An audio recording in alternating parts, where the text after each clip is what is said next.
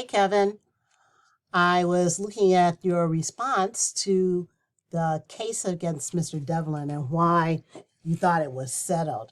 I thought you made several good points as to why that case should be settled. Um, when I think about Mr. Devlin on an individual basis, I don't think that they could have won the lawsuit against him personally. Because to your point, even though the school may have been on the hook for being negligent in that, as you said, they didn't assure that Mr. LeBlanc was in place and providing the supervision that he was supposed to.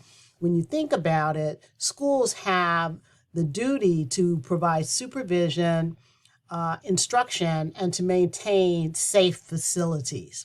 And they were creating a breach in that they were not providing proper supervision. I like your point too about installing cameras.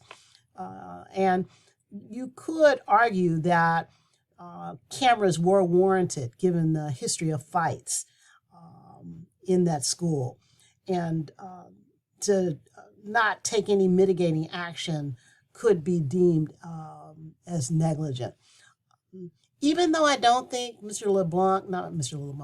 Devlin would have been held personally liable, I do appreciate your note that they should have immediately had both girls checked out by the nurse.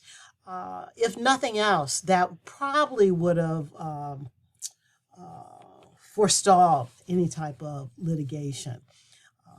The school, they would have demonstrated care and concern. And as you say, that should be the top priority of the school in dealing with the students. So I appreciate your response. It was very thoughtful. And that's my thinking relative to it. I'll talk with you soon.